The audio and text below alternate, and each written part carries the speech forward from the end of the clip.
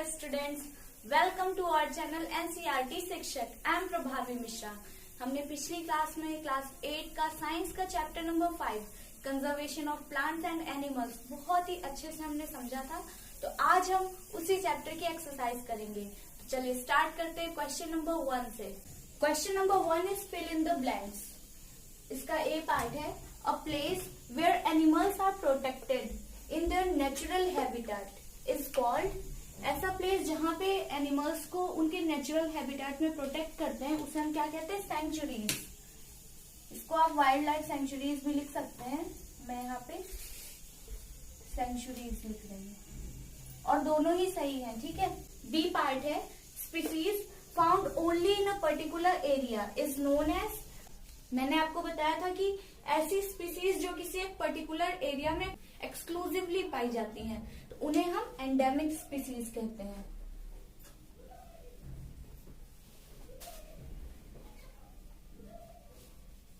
ये किसी और जगह नहीं पाई जाती हैं, नेचुरली नहीं पाई जाती हैं, ठीक है। Migratory birds fly to far away places because of. किस लिए वो फार अवे प्लेसेस में माइग्रेट करते हैं? क्लाइमेटिक चेंजेस की वजह से। बहुत ज्यादा कोल्ड हो जाता है टेम्परेचर, या मतलब जो भी है क्लाइमेट अगर उनके रहने लायक नहीं होता है तभी वो माइग्रेशन करती है। देखिए, मैं जो भी क्वेश्चन करा रही हूँ तो उसमें आपको कितने पॉइंट्स लिखने हैं या कितना लंबा आंसर लिखना है ये आपको मार्क्स के अकॉर्डिंग लिखना है, ठीक है। जितने मार्क्स का क्वेश्चन हो उसी हिसाब से आप लिखिएगा, ठीक है। और मैंने यहाँ पे ये सोचकर चला है कि 5 मार्क्स का क्वेश्चन है। Question number 2 is differentiate between the following. आपको डिफरेंस बताना है। उसका ए पार्ट है wild life sanctuary and biosphere reserve. इन दोनों में आपको डिफरेंस बताना है, ठीक।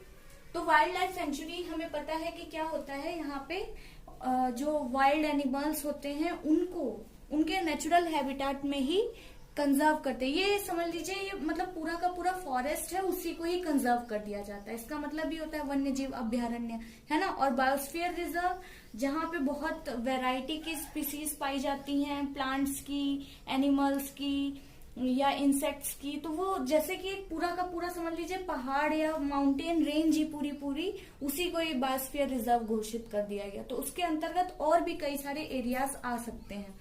मैंने आपको बहुत अच्छे से क्लियर किया था चैप्टर पढ़ाते टाइम। फर्स्ट पॉइंट है, the areas protected for animals where they can live in their natural habitat. Wild life sanctuary animals के लिए होता है स्पेसिफिकली, ठीक है। और biosphere reserve the area which is conserve to protect the biodiversity and culture of that area. देखिए, biosphere reserve basically उस area की जितनी भी बायोडाइवर्सिटी है, वो चाहे प्लांट्स की हो, चाहे एनिमल्स की हो, इंसेक्ट्स की हो, माइक्रो ऑर्गेनिज्म की हो, उस एरिया में प्रेजेंट सारी की सारी बायोडाइवर्सिटी को कंजर्व करने के लिए और साथ ही साथ वहां के कल्चर को भी कंजर्व करने के लिए ये बायोस्फीयर रिजर्व बनाए जाते हैं, ठीक है। कल्चर जैसे कि जो वहां पे ट्राइब्स रहती हैं उनकी ट्रेडिशनल लाइफ को कंजर्व करने के लिए। तो ये एक बहुत ही बड़ा डिफरेंस है। In these centuries, hunting, poaching, grazing, felling trees, etc. are strictly prohibited. मैंने आपको बताया था कि जो वाइल्ड लाइफ सेंचुरीज होती हैं, नाम में ही है कि अभ्यारण्य, मतलब वो जंगल है। तो वहां पे हमारे अम्यूजमेंट के लिए हम सोचे जा सकते हैं? नहीं जा सकते। वो जंगल है तो वो एनिमल्स का अपना घर है, ठीक है, उनका अपना इलाका है। तो वहां पे जो हंटिंग है, पोचिंग है, ग्रेजिंग या ट्रीज को काटना, ये सारी एक्टिविटीज स्ट्रिक्टली प्रोहिबिटेड होती हैं, ठीक है। और तो और अगर ऐसा करता हुआ कोई पाया गया तो उसपे वो गैर कानूनी काम होता है तो उसको सजा भी मिलती है। A biosphere reserve consists of many protected areas like sanctuaries, national parks, lakes, mountains, etc. देखिए, बायोस्फीयर रिजर्व मैंने बताया कि वो पूरा का पूरा एरिया ही कंजर्व कर देते हैं ना। तो उस एरिया में कई सारे और भी प्रोटेक्टेड एरियाज होते हैं। उस बायोस्फीयर रिजर्व वाले एरिया में सेंचुरीज भी हो सकती हैं, नेशनल पार्क्स भी हो सकते हैं, लेक्स, माउंटेन्स, जो कुछ भी उस एरिया में होगा वो सारा का सारा एरिया ही कंजर्व कर दिया जाता है। तो यहाँ पे कई सारी ह्यूमन एक्टिविटीज अलाउ होती हैं, यहाँ पे रिसर्चेस होती रहती हैं और लोकल एरिया के लोग जो वहीं आसपास रहते हैं वो लोग अपने जो पालतू जानवर हैं उनकी ग्रेजिंग कर सकते हैं, वहां से मेडिसिनल प्लांट्स कलेक्ट कर सकते हैं। और ये सस्टेनेबल डेवलपमेंट के लिए लर्निंग एरियाज भी होते हैं। तो जो वाइल्ड लाइफ सेंचुरी थी वहां पे ह्यूमन एक्टिविटीज स्ट्रिक्टली प्रोहिबिटेड थी, लेकिन बायोस्फीयर रिजर्व में अलाउ होती है। लेकिन बायोस्फीयर रिजर्व में भी हम किसी भी जानवर को नुकसान नहीं पहुंचा सकते हैं, वो गैर कानूनी है।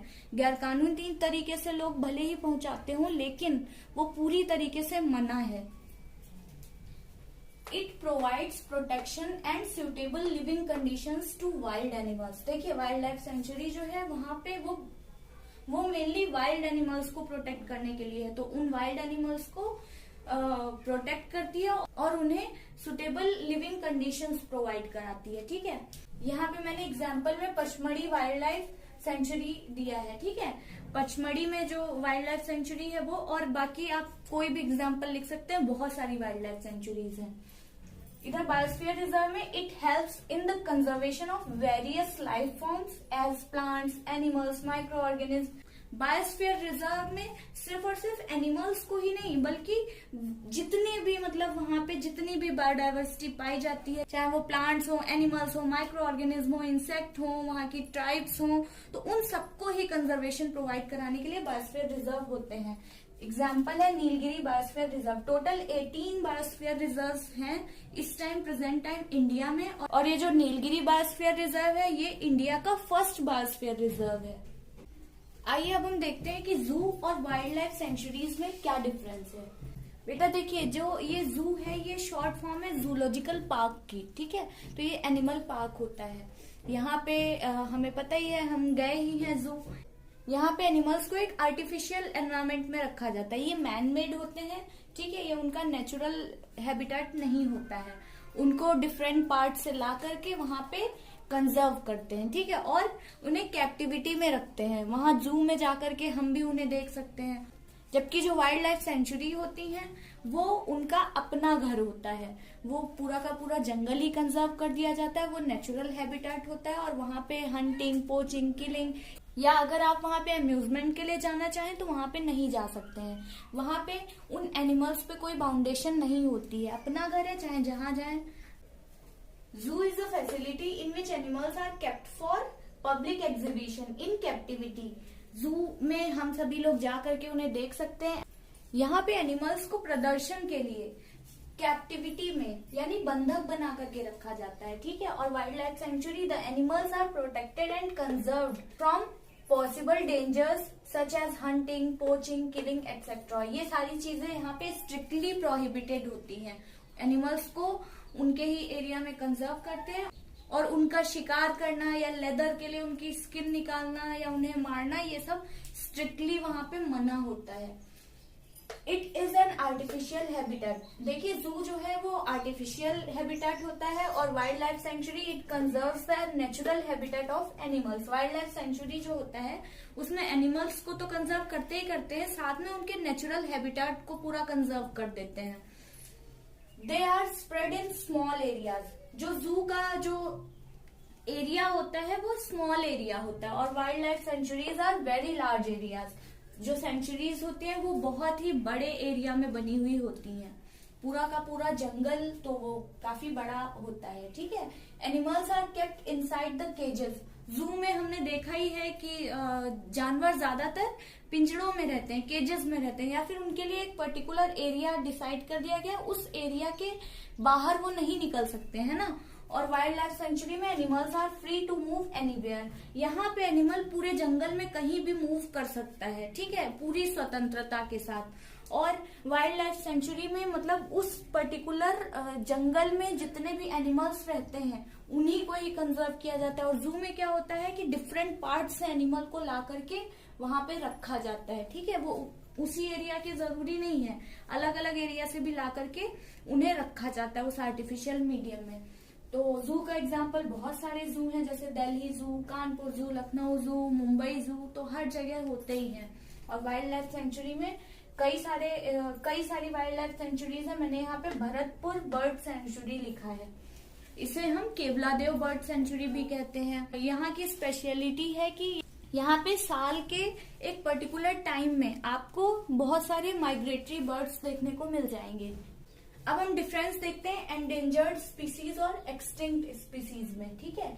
एंडेंजर्ड, देखिए इसके नेम में ही है डेंजर, मीन्स इनको खतरा है कि ये एक्सटिंक्ट हो सकती है। और एक्सटिंक्ट, इसमें एक्स है ना, ई एक्स एक्स, तो मतलब ये एक्स हो चुकी है, ये पास्ट हो चुकी है, अब इसका एक भी मेंबर एग्जिस्ट नहीं करता है, ठीक है। तो देखते हैं endangered species are species who are facing a very high risk of extinction. ये एंडेंजर्ड स्पीसीज वो स्पीसीज होती हैं जो बहुत ही बड़े खतरे में है। कौन सा खतरा है कि वो एक्सटिंक्ट हो जाएंगी, है ना, उनको बहुत हाई रिस्क है। और extinct species which get completely extinct, जो कि अब अर्थ पे है ही नहीं, ठीक है। इनका एक भी प्राणी या इनकी कोई भी प्रजाति अब अर्थ पे नहीं पाई जाती है।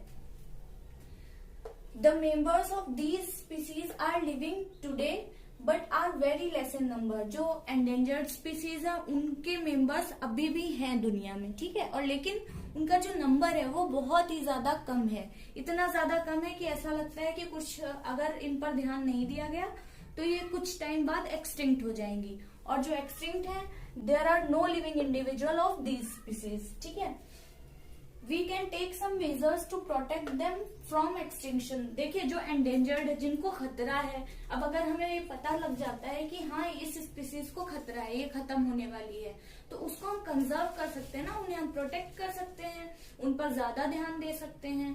और जो एक्सटिंक्ट है, we can't do anything to protect them as they are already extinct. और जो है ही नहीं, जो दुनिया में है ही नहीं, तो उसको हम प्रोटेक्ट कैसे करेंगे। अब जैसे कि डायनासोर है, तो डायनासोर तो अब है ही नहीं, तो उन्हें हम उनके लिए कुछ भी नहीं कर सकते हैं, ठीक है। अब जो चला गया वो नहीं आने वाला है।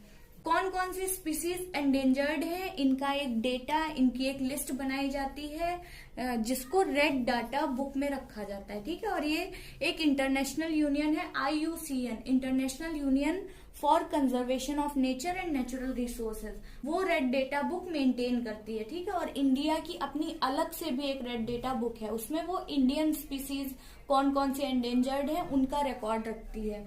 एंडेंजर्ड स्पीसीज के एग्जाम्पल क्या क्या है, टाइगर, अफ्रीकन वाइल्ड डॉग, देखिए टाइगर, इसीलिए प्रोजेक्ट टाइगर लॉन्च किया गया था, ठीक है। Leopard, wild buffalo, blue whale etcetera. और जो एक्सटिंक्ट हो गई है उनके मैंने कुछ एग्जाम्पल लिखे हैं, डोडो, डायनासोर्स, और भी कई सारी हैं। अब देखिए आपको फ्लोरा और फौना में डिफरेंस बताना है। मैंने आपको बताया भी था याद रखने के लिए कि फ्लावर की स्पेलिंग में भी FLO आता है और फ्लोरा की भी स्पेलिंग में, ठीक है। तो फ्लावर कहाँ पे लगते हैं, प्लांट्स पे, है ना। और ये देखिए फौना में ये A है और एनिमल भी A से होता है। तो प्लांट्स की जितनी भी वेराइटीज होती है, चाहे प्लांट्स हो, ट्रीज हो, श्रब्स हो, ग्रासेस हो, वो सब के सब फ्लोरा के अंतर्गत आते हैं। और जितने भी दुनिया में जितने भी एनिमल्स हैं वो सब फौना के अंतर्गत आते हैं, ठीक है। अब चाहे वो इंसेक्ट हो, माइक्रो ऑर्गेनिज्म हो, बर्ड्स हो, फिश हो, कुछ भी हो, ठीक है। तो देखिए फ्लोरा में all plant life occurring in an area. जब हम किसी एरिया के फ्लोरा की बात कर रहे होते तो उस एरिया में जितनी भी प्लांट लाइफ होती है वो सब फ्लोरा के अंतर्गत आती है, ठीक। और all animal life occurring in an area, जब हम किसी एरिया के फौना की बात करते हैं तो उस एरिया में जितने भी एनिमल लाइफ एग्जिस्ट करती है वो सब फौना के अंतर्गत आती है। और अगर हम किसी भी एरिया की बायोडाइवर्सिटी की बात करते हैं तो उसमें फ्लोरा और फौना दोनों ही आ जाते हैं ना।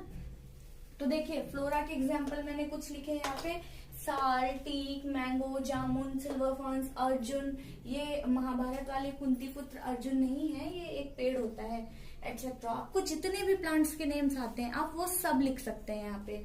और फौना के examples chinkara, blue bull, barking deer, cheetah, wolf, bat, whale, mosquito, frog. आपको जो भी एनिमल्स के नेम्स आते हैं वो आप यहाँ पे लिख सकते हैं। Question number 3 is discuss the effects of deforestation on the following. Deforestation का क्या इफेक्ट पड़ता है, आपको डिफरेंट पार्ट्स दिए हुए हैं तो उनमें बताना है कि डिफॉरेस्टेशन का क्या इफेक्ट पड़ता है, ठीक है। तो ए पार्ट में देखते हैं वाइल्ड एनिमल्स पर क्या इफेक्ट पड़ता है। The natural habitat of the animals are destroyed by deforestation. भाई उनका तो जो घर है वो जंगल ही है ना, अब उनका जब नेचुरल हैबिटेट डिस्ट्रॉय हो जाएगा तो वो कहाँ रहेंगे। The animals are left with no place to live and breed. तो उन एनिमल्स के पास उनके रहने के लिए या अपनी संतति उत्पन्न करने के लिए कोई प्लेस नहीं रहेगा, है ना। Many animals are at the verge of extinction. अब जब उनके रहने के लिए जगह ही नहीं बचेगी तो वो एक्सटिंक्ट होने के डेंजर में आ जाएंगे, है ना। अब देखते हैं एनवायरमेंट पे क्या इफेक्ट पड़ता है। The loss of trees leads to desertification and soil erosion. हमने पढ़ा था कि जब ट्रीज नहीं रहेंगे तो डेजर्ट कैसे बन जाती है लैंड, और सॉइल इरोजन भी कॉज करता है। The amount of CO2 means carbon dioxide increases in the atmosphere which leads to global warming.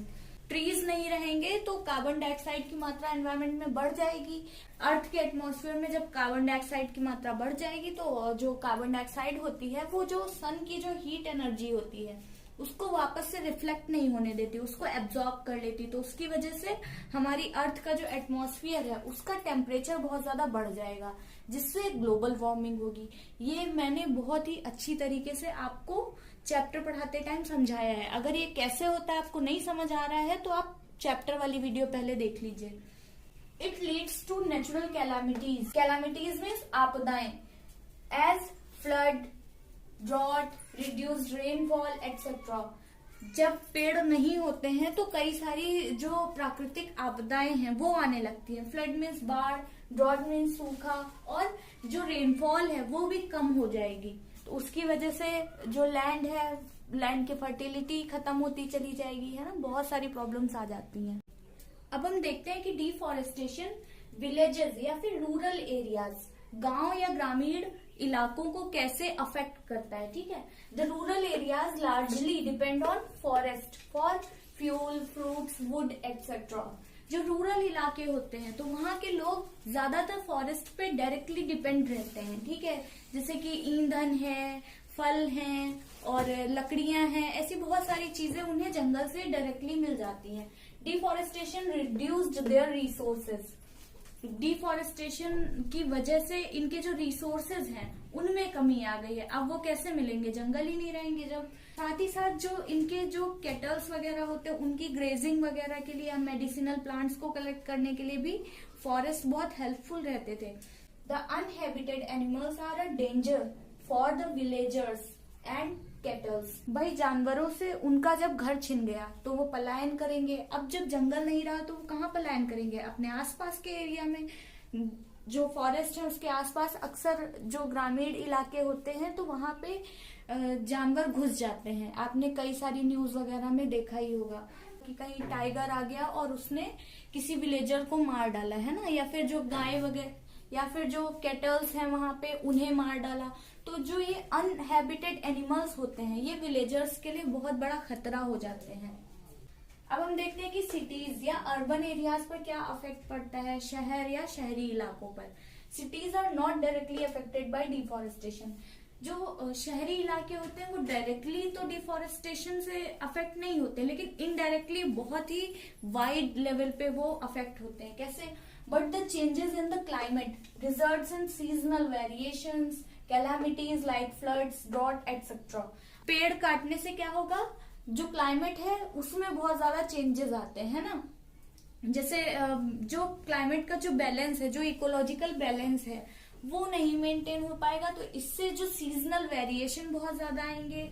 जो क्रॉप वगैरह होती हैं उनका प्रोडक्शन कम हो जाएगा, तो हम लोग को प्रॉपर मात्रा में मिल नहीं पाएगा। अब बहुत ज्यादा नेचुरल आपदाएं आ ही रही हैं, हम सभी देख रहे हैं, जैसे कि फ्लड्स है, ड्रॉट है, और ये इकोलॉजिकल बैलेंस बिगड़ा हुआ है, इस वजह से लैंडस्लाइड है, सुनामी, साइक्लोन्स, ऐसी बहुत सारी आपदाएं हैं जो आती रहती हैं। It also leads to global warming, और ग्लोबल वार्मिंग तो पूरी अर्थ के लिए एक बहुत बड़ा ही खतरा है। तो जो डिफॉरेस्टेशन होता है वो ग्लोबल वार्मिंग भी कॉज करता है, जिससे भी सारे के सारे अर्थ पे रहने वाले जितने भी लोग हैं उन सब की लाइफ अफेक्ट होती है। बेटा देखिए, ये पूरा का पूरा चैप्टर ही डिफॉरेस्टेशन और जो नेचुरल रिसोर्सेज हैं उनके कंजर्वेशन पे है। तो इसीलिए आपको कई सारे आंसर्स पे कई सारी बातें रिपीटेड मिलेंगी। तो इसका ऐसे ही है, और बाकी जो मैं पॉइंट्स लिखवा रही हूँ इसके अलावा भी आप अपने आप से भी बहुत सारे पॉइंट्स लिख सकते हैं, क्योंकि मैंने चैप्टर पढ़ाते टाइम बहुत अच्छे से आपको एक एक पॉइंट क्लियर किया था। तो आप और भी लिख सकते हैं अपने पास से। अब देखते हैं अर्थ पे क्या इफेक्ट पड़ेगा। Deforestation has converted the fertile land into desert. हमने डेजर्टिफिकेशन बहुत अच्छे से समझा था ना, तो वो फर्टाइल लैंड को डिफॉरेस्टेशन डेजर्ट में कन्वर्ट कर देता है। The climate of the earth has been changed. Earth का क्लाइमेट बराबर चेंज होता चला जा रहा है जैसे जैसे डिफॉरेस्टेशन बढ़ रहा है। इसी वजह से आप देखिए ना कितना मतलब मौसम का भी कितना मतलब नेचुरल आपदाएं आती रहती हैं, और कितने सारे वायरस, कितनी बीमारियां नई नई बनती चली जा रही हैं। तो ये सारा कुछ इसी वजह से है। The natural calamities like floods and droughts are also the result of deforestation. ये भी हमने पढ़ा है। अब हम देखते हैं कि नेक्स्ट जनरेशन पे क्या इफेक्ट पड़ेगा। The next generation may not be able to see many beautiful and attractive flora and fauna. Deforestation की वजह से अब भाई जब जो एनिमल्स हैं उनसे घर ही छीना जा रहा है, तो इसी वजह से कई सारे एनिमल्स और कई सारी प्लांट्स की स्पीसीज एक्सटिंक्ट होती चली जा रही हैं। तो हो सकता है कि जो फ्यूचर जनरेशन हो उसमें से जो अभी हम लोगों के पास जितना भी फ्लोरा और फौना है उसमें से कई सारी स्पीसीज उन लोग को देखने को भी ना मिले, है ना। It may have to suffer from the effects of global warming, no fuel, no paper, seasonal variations etcetera. अब डिफॉरेस्टेशन की वजह से उन्हें बहुत ज्यादा ग्लोबल वार्मिंग फेस करना पड़ सकता है। हो सकता है जितने भी जो फ्यूल्स हैं वो सब खत्म हो जाएं। जो पूरे पूरे फॉरेस्ट थे उन्हीं के ही अर्थ के नीचे दब जाने से ही तो बन रहा था। और फ्यूल में हम लकड़ियां भी कई बार यूज की जाती हैं, तो वो भी खत्म होता चला जा रहा है ना। अब हम लोग पूरी तरीके से इलेक्ट्रिसिटी पे डिपेंड नहीं हो सकते, तो कई सारे फ्यूल्स नहीं उन लोगों को मिलेंगे। हो सकता है उनके टाइम पे पेपर भी ट्रीज से बनता है, तो हो सकता है उनके टाइम पे पेपर ही ना बचे और सीजनल वेरिएशंस फेस करने पड़ सकते हैं। It leads to the scarcity of the natural resources. Natural resources खत्म होते चले जा रहे हैं ना, कम होते चले जा रहे हैं, तो इनकी कमी भी फेस करनी पड़ सकती है। It leads to pollution. हमें पता है कि जो प्लांट्स होते हैं वो जो एयर पोल्यूशन होता है, नॉइज पोल्यूशन होता है, इन सबको कम करने में बहुत ज्यादा हेल्प करते हैं। तो हो सकता है पोल्यूशन का लेवल नेक्स्ट जनरेशन के आने तक बहुत ही ज्यादा बढ़ जाए, उन्हें हर वक्त मास्क लगाना पड़ जाए। तो ये सारे इफेक्ट्स हो सकते हैं डिफॉरेस्टेशन के। क्वेश्चन नंबर 4 में आपसे पूछा गया है व्हाट विल हैपन इफ, क्या होगा यदि we go on cutting trees, अगर हम पेड़ों को काटने के लिए जाते हैं तो क्या होगा। देखिए वही सारे पॉइंट्स हैं, आपको वही लिख देने। It will disturb the balance in nature, the natural habitat of various animals will be destroyed. ऐसे ही पॉइंट वाइज लिखिएगा। The biodiversity of the area will be affected, rainfall and fertility of the soil will decrease, it will cause natural calamities as global warming, flooding, drought, greenhouse effect, desertification, etc. B part में आपसे पूछ रहा है if the habitat of animals is destroyed, अगर animals से उनका घर छीन लिया जाए तो क्या होगा। Survival of animals will become difficult, है ना। They will not have any space to live and to breed. Due to the scarcity of food, the animals will start wandering in the nearby villages and targeting domestic animals.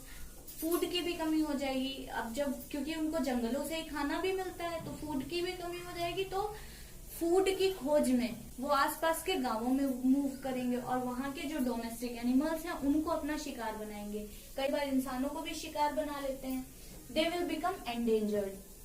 इसका C part है if the top layer of soil is exposed, अगर आप ये समझ लीजिए कि bear ground हो, ठीक है, मतलब कि सॉइल पे कोई भी पेड़ पौधे ना लगे हो, तो क्या होगा। It will wash away with water, पानी के साथ उसका कटान हो जाएगा या एयर के भी साथ में वो उड़ जाएगी। पेड़ होते हैं वो सॉइल को बांधे रखते हैं, पेड़ की जड़ें बांधे रखती हैं, और जब पेड़ नहीं होंगे तो वो आसानी से उड़ जाएगी या बह जाएगी। It will gradually convert the fertile land into desert. आपको पता है कि जो टॉप लेयर होती है वही सबसे ज्यादा फर्टाइल होती है, वही अगर चली जाएगी तो फिर फर्टिलिटी घट जाएगी। The chances of floods will increase many folds. पेड़ जो होते हैं वो बाढ़ को भी काफी हद तक रोकते हैं, कंट्रोल करते हैं। और देखिए जहाँ पे ग्रासेस होती हैं या प्लांट्स होते हैं तो वहाँ पे जो इनफिल्ट्रेशन रेट होती है वो ज्यादा होती है। जो पानी सरफेस पे होता है वो अंडरग्राउंड वाटर में चला जाता है और जब वो अंडरग्राउंड वाटर में नहीं जाएगा तो वो कहाँ जाएगा, वो फिर सीधे जो हम लोग के एरिया है वहीं पे ही तो जाएगा। The soil washed away with water will be deposited in the river bed resulting in decreased depth of river. अब जो पानी बहा ले गया है सॉइल को, वो सॉइल कहाँ जाएगी, वो जाएगी तो उस रिवर में ही ना। तो इससे रिवर की तलहटी में वो बैठ जाएगी और रिवर की जो गहराई है वो कम हो जाएगी। तो इससे क्या होगा, जब रिवर की गहराई कम हो जाएगी या पॉन्ड लेक इनकी गहराई कम हो जाएगी, तो जब बारिश के दिनों में अक्सर वाटर लॉगिंग वाली समस्या आ जाएगी, है ना, अक्सर बाढ़ आ रही है। Question number 5 is answer in brief. आपको संक्षिप्त में उत्तर देना है, ठीक है। फर्स्ट पार्ट है why should we conserve biodiversity. Biodiversity को हमें क्यों कंजर्व करना चाहिए। बायोडाइवर्सिटी हमें पता है क्या होता है, फ्लोरा और फौना, ठीक है। किसी भी एरिया में जो भी प्लांट्स हैं, जो भी एनिमल्स हैं, जितनी भी वेराइटी है, वो सब बायोडाइवर्सिटी के अंतर्गत आती है। तो आंसर हो जाएगा we all depend on each other for survival. हम सभी एक दूसरे पर डिपेंड हैं सर्वाइवल के लिए। The destruction of any of the life form will affect the life of others too. अगर इसमें से कोई एक भी प्रजाति खत्म होती है तो वो दूसरी प्रजातियों को भी अफेक्ट करेगी, क्योंकि एक होता है फूड चेन और फूड वेब के थ्रू इकोसिस्टम में हर एक इंसान या हर एक एनिमल या हर एक प्लांट एक दूसरे से इंटरकनेक्टेड है, जो कि एक इकोलॉजिकल बैलेंस को मेंटेन किए हुए। उसका अगर बैलेंस बिगड़ता है तो सभी को ही उसका परिणाम भुगतना पड़ता है। Hence we need to conserve biodiversity to maintain the balance of nature. Nature के बैलेंस को मेंटेन करने के लिए हमें बायोडाइवर्सिटी को कंजर्व करना बहुत जरूरी है। बी पार्ट में आपसे पूछा गया protected areas are not completely safe for wild animals. Why. जो प्रोटेक्टेड एरियाज हैं वो भी पूरी तरीके से वाइल्ड एनिमल्स के लिए सेफ नहीं है। ऐसा क्यों है। पीपल हु लिव नियर और adjacent to forest use resources from forest to fulfil their own needs. देखिए, जो जंगलों में या जो जंगलों के आसपास लोग रहते हैं, वो लोग जंगलों के ही रिसोर्सेज का यूज करते हैं अपनी नीड को फुलफिल करने के लिए। In this process wild animals are killed and sold illegally for lucrative amounts of money. तो इस प्रोसेस में कई बार क्या होता है, कुछ लालची लोग होते हैं जो इलीगली एनिमल्स को किल करते हैं, उन्हें पोच करते हैं और उनको बेच देते हैं। आप कई सारे केसेस आपने न्यूज में भी पढ़े होंगे। तो इलीगल तरीके से वो ये सारा काम करते हैं। किस लिए। लुक्रेटिव का मतलब होता है लाभप्रद। थोड़े से रुपयों के लिए वो वाइल्ड एनिमल्स को बहुत ही ज्यादा हार्म पहुंचाते हैं। अच्छा, आप खुद से सोच करके देखिए कि अपने निजी स्वार्थ के लिए इनोसेंट एनिमल्स को मारना, उनकी तस्करी करना क्या सही है। बहुत गलत है ना। अब इसके सी पार्ट में हमसे पूछा गया है कि some tribals depend on the jungle. How. कुछ जो ट्राइब्स होती हैं, जनजातियां होती हैं, वो जंगल पे ही डिपेंड होती हैं। कैसे। हमें पता ही है कि जो जनजातियां होती हैं वो ज्यादातर जंगलों में ही रहती हैं। तो अब जब जंगल में ही रह रही हैं तो जंगलों पे पूरी तरीके से वो डिपेंड हो जाती हैं। Tribals depend on jungles as jungle provides them every commodity they need to live. जितनी भी उन्हें जिंदा रहने के लिए सुविधाएं चाहिए वो सारी की सारी जंगल उन्हें प्रोवाइड करता है। They fetch water, collect fruits, vegetables and also hunt animals from the jungle. पानी भी वो जंगल से लाते हैं, फ्रूट्स, वेजिटेबल्स कलेक्ट करते हैं, वुड कलेक्ट करते हैं, और जो फूड के लिए एनिमल्स का शिकार करते हैं वो सब कुछ जंगल से ही उन्हें मिलता है। Their houses are all made up of all the things taken from the jungle. जो घर बनाने के लिए उन्हें जितनी भी चीजें चाहिए होती हैं वो सब भी उन्हें जंगल से ही मिलता है। तो वो पूरी तरीके से जंगलों पे डिपेंड होते हैं, ठीक है। डी में आपसे पूछा गया है what are the causes and consequences of deforestation. देखिए, आपसे 2 क्वेश्चन यहाँ पे ऐड हैं। कॉजेस भी पूछा है और कॉन्सिक्वेंसेस भी पूछा है। तो ये मैंने आपको चैप्टर पढ़ाते टाइम बहुत ही अच्छे से डिटेल में एक एक पॉइंट मैंने लिखवाया था। आपको वहीं से ही लिखना है। आप जब भी आंसर लिखिएगा, मैंने वहां पे भी पॉइंट वाइज ही लिखवाया है। आप आंसर मार्क्स के अकॉर्डिंग लिखिएगा, जितने मार्क्स का क्वेश्चन हो उस हिसाब से आप आंसर लिखिएगा, वैसे ही पॉइंट वाइज, ठीक है। ई में आपसे पूछा what is red data book. Red data book क्या होती है ये भी मैंने आपको बहुत अच्छे से चैप्टर में लिखवाया है, तो आप वहां से देख लीजिएगा। वैसे मैं बता दे रही हूँ कि रेड डाटा बुक जो होती है वो एंडेंजर्ड स्पीसीज जितनी भी होती हैं उनका एक रिकॉर्ड बनाती है, उनकी लिस्ट बनाती है। और कौन बनाता है? एक इंटरनेशनल ऑर्गेनाइजेशन है जिसे हम IUCN कहते हैं, international union for conservation of nature and natural resources. उसके द्वारा ये रेड डाटा बुक तैयार की जाती है। और जो हमारा इंडिया है उसने भी अपने इंडिया की एंडेंजर्ड स्पीसीज को लिस्ट कर रखा है अपनी एक अलग से रेड डाटा बुक में भी, जिससे उन्हें हम कंजर्व कर सकें। क्वेश्चन नंबर 5 के F पार्ट में आपसे पूछा गया है what do you understand by the term migration. बेटा यहाँ पे माइग्रेशन पूछा गया है, माइग्रेटरी बर्ड्स के बारे में नहीं पूछा गया। आपको ये बताना है कि माइग्रेशन होता क्या है। Migration refers to the movement of an organism from its natural habitat to another place at a particular time every year for a specific purpose. Migration का मतलब ये होता है कि एक स्थान से दूसरे स्थान जाना। कई सारे ऑर्गेनिज्म होते हैं जो माइग्रेशन करते हैं, जैसे फिश भी माइग्रेट करती हैं और बर्ड्स भी माइग्रेट करती हैं।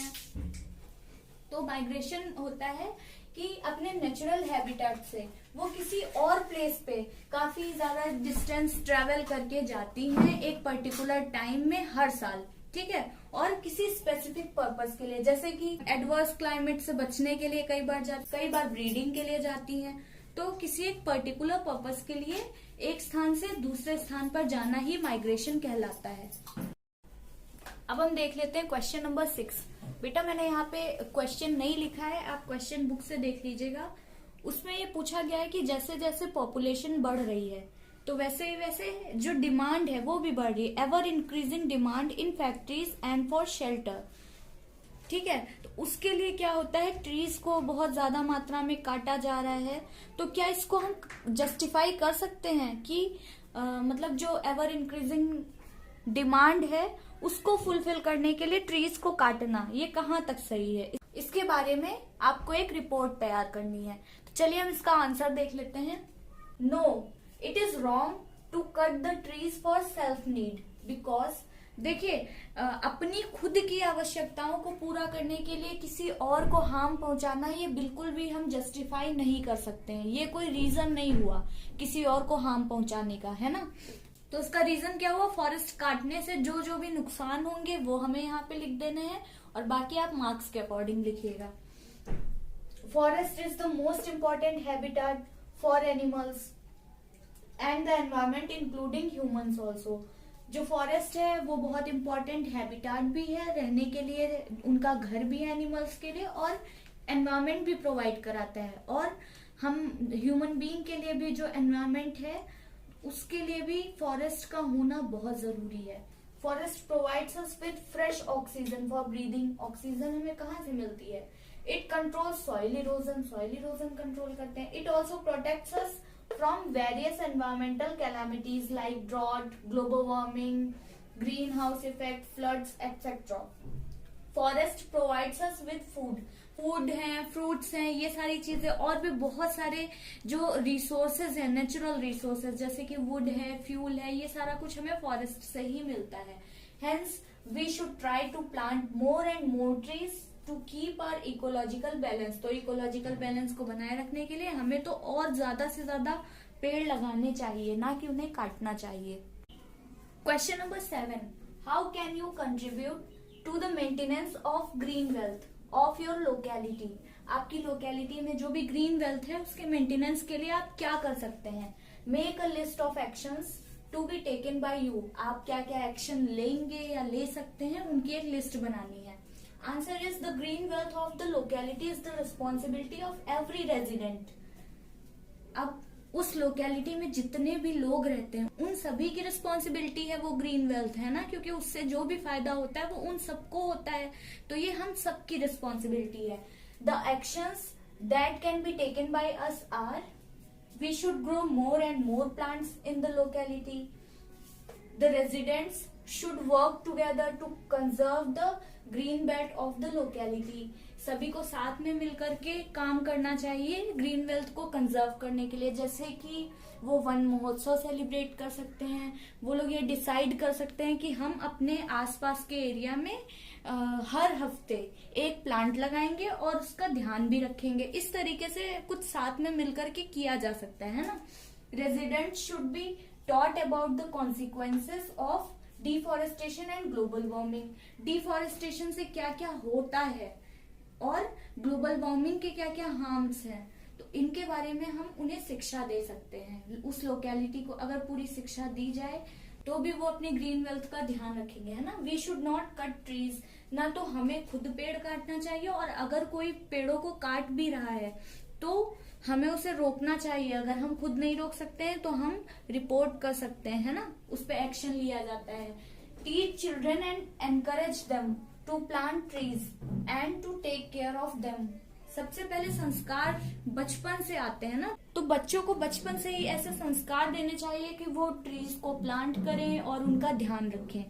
Spread awareness by performing some cultural activities. कुछ कल्चरल एक्टिविटीज भी परफॉर्म की जा सकती हैं, है ना, जिसके द्वारा अवेयरनेस फैलाई जा सकती है कि क्या क्या फायदे होते हैं प्लांट से और डिफॉरेस्टेशन से क्या क्या हो सकता है। कुछ स्किट वगैरह परफॉर्म किए जा सकते हैं, नुक्कड़ नाटक हो सकते हैं, या जो ग्रीन वेल्थ है उससे रिलेटेड कोई लोक डांस हो सकता है ना। अगर आपके माइंड में और भी कुछ आ रहा हो तो आप उसे भी यहाँ पे लिख सकते हैं।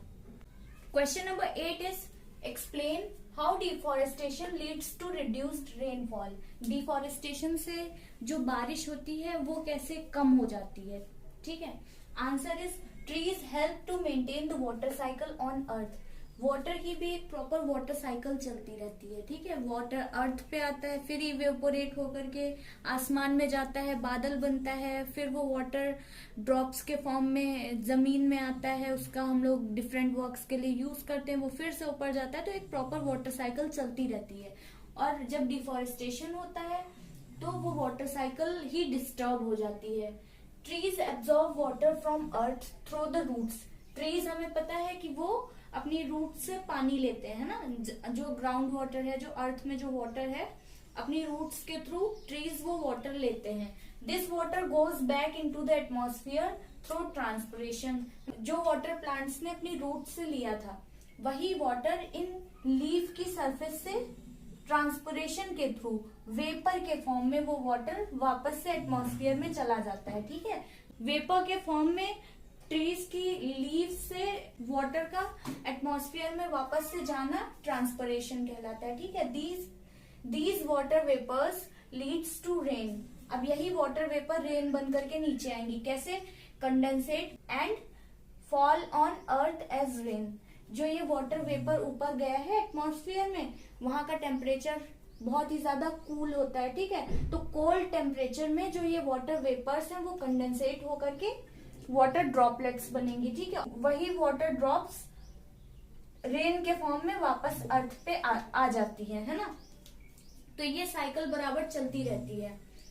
If plants and trees are cut, अगर प्लांट्स और ट्रीज को ही हम काट देंगे, वही नहीं रहेंगे, then less water will evaporate in the atmosphere. तो ये पानी ट्रांसपिरेशन के थ्रू ऊपर कैसे जाएगा? वो नहीं जा पाएगा ना। थोड़ा पानी जो अदर वाटर बॉडीज हैं, जैसे कि सी है, पॉन्ड है, रिवर्स, ओशन, लेक, तो उनमें वहां से भी वाटर इवेपोरेट होता है दिन के समय। तो वो थोड़ा सा वाटर तो ऊपर की तरफ जाएगा, लेकिन सबसे ज्यादा प्लांट से होता है, तो इसीलिए वाटर बहुत ही कम मात्रा में इवेपोरेट हो जाएगा। तो जितना कम वाटर ऊपर जाएगा उतना ही कम ये बूंदे बनेंगी और उतनी ही कम बारिश हो जाएगी, ठीक है। Which leads to reduced rainfall, इसीलिए जो रेनफॉल है वो घट जाएगी। बेटा क्वेश्चन नंबर 9 में आपको अपने स्टेट के जितने भी नेशनल पार्क्स हैं उनके बारे में, मतलब उनका नेम और वो कहाँ कहाँ पाए जाते हैं उनके बारे में लिखना है। अगर आप उस नेशनल पार्क की कोई स्पेसिफिक स्पीसीज का नाम लिख सकते हैं जिसके लिए वो फेमस है तो लिख दीजिए, नहीं याद रहता है तो कोई बात नहीं, आप सिर्फ नाम लिख दीजिए और वो कहाँ पाए जाते हैं, आपका मतलब कौन सा स्टेट है वही, और उनकी लोकेशन आपको मैप में शो करनी है, ठीक है। अब देखिए इस मैप में आपको उत्तराखंड के सारे नेशनल पार्क दिखाई दे रहे हैं ना। इसी तरीके से आपको अपने स्टेट के नेशनल पार्क्स लोकेट करने हैं। ये देखिए, इस मैप में बिहार के जितने भी नेशनल पार्क्स हैं, वाइल्ड लाइफ सेंचुरी भी इन्होंने मेंशन कर दी है। आपको अपने स्टेट के नेशनल पार्क्स को मैप में दर्शाना है, ठीक है। Question number 10 is why should paper be saved? Paper को क्यों सेव करना चाहिए? Prepare a list of ways by which you can save paper. और हमें एक लिस्ट भी बनानी है कि कौन कौन से वेज हैं जिनके द्वारा हम पेपर को सेव कर सकते हैं। Answer is thousands of trees are cut to fulfill the demand for paper। देखिए, पेपर की डिमांड को पूरा करने के लिए बहुत ही लार्ज स्केल पे ट्रीज को कट किया जाता है। 1 टन पेपर के लिए 17 फुल ग्रोन ट्रीज को कट करते हैं, तब जाकर के 1 टन पेपर बन पाता है। If the trees are being cut for paper, there may be one day we will be left with no trees। अगर इसी तरीके से इतनी लार्ज स्केल पे ट्रीज को कट करते चले गए तो एक दिन ऐसा आ सकता है कि जब हमारे पास कोई भी ट्रीज होंगे ही नहीं। So paper should be saved and used wisely. और जब ट्रीज नहीं होंगे तो उससे क्या क्या नुकसान होगा हमने देखे ही हैं। सबसे बड़ा तो यही है कि हमें प्राणवायु जो है हमारी ऑक्सीजन वही पेड़ों से मिलती है, और बाकी तो बहुत ही लंबी लिस्ट है ट्रीज के फायदों की, है ना। तो इसीलिए हमें पेपर को सेव करना चाहिए और उनका यूज बहुत ही वाइजली करना चाहिए। यहाँ पे मैंने कुछ वेज लिखे हैं जिनको फॉलो करके हम पेपर को सेव कर सकते हैं। We should recycle waste paper. एक पेपर को 5 to 7 टाइम्स रिसाइकल किया जा सकता है, तो हमें जो वेस्ट पेपर होता है उसे रिसाइकलिंग के लिए भेज देना चाहिए।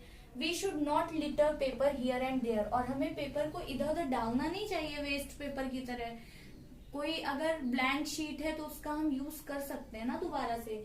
We should not tear out our old books. We should donate them to poor children for reuse.